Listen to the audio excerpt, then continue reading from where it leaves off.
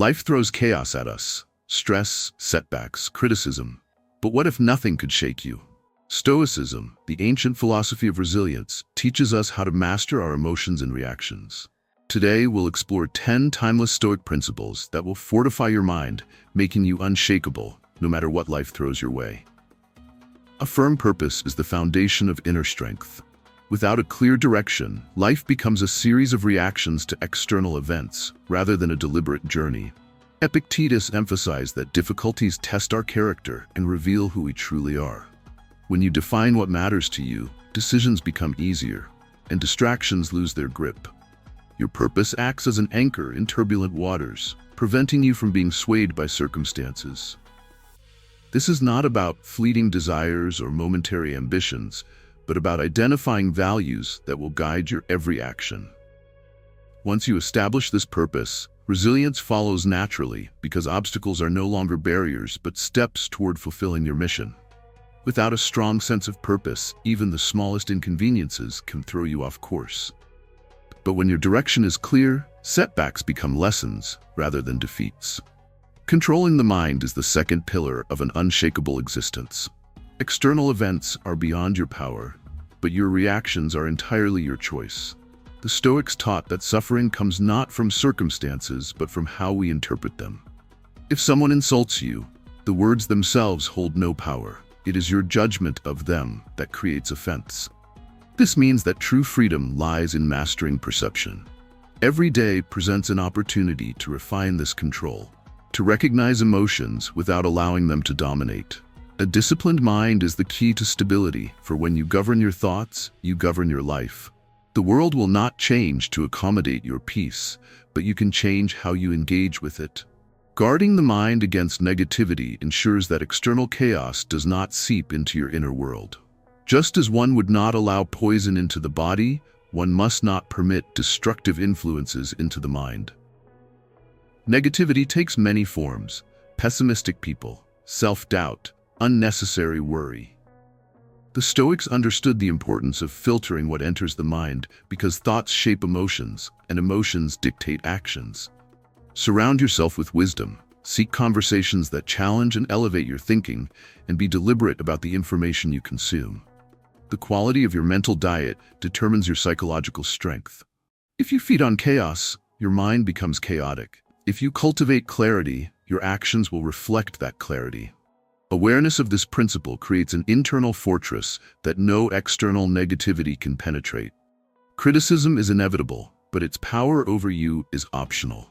Epictetus taught that you cannot control others' opinions, only your reaction to them. When someone criticizes you, there are two possibilities. Either they are correct, in which case you have an opportunity to improve, or they are mistaken, in which case their words are irrelevant. The problem arises when ego interferes, making every critique feel like an attack. Detachment from external validation grants incredible freedom. Instead of fearing judgment, embrace it as a tool for refinement. The more you cultivate self-awareness, the less external opinions affect your sense of worth. Criticism is only as harmful as you allow it to be. Taking offense is a habit, and like all habits, it can be unlearned.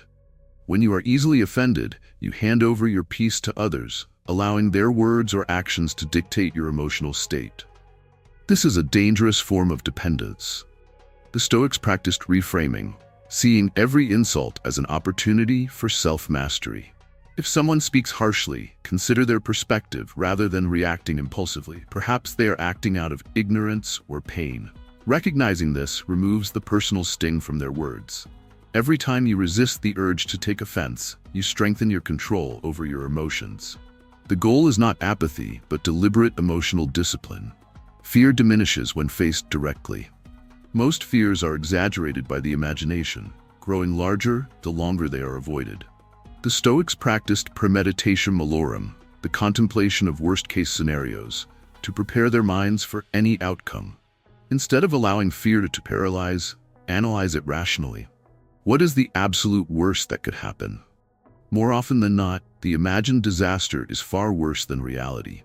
When you systematically expose yourself to discomfort, fear loses its grip. Confidence is not the absence of fear, but the refusal to let it dictate your actions. Every time you confront fear, you reclaim your power. Acceptance is the antidote to frustration. Much suffering comes from resisting reality, wishing things were different instead of dealing with them as they are. The Stoics embraced amor fati, a love of fate, which meant accepting everything, even hardship, as part of life's natural course. This does not mean passive resignation, but rather a redirection of energy toward what can be changed. Fighting reality is wasted effort.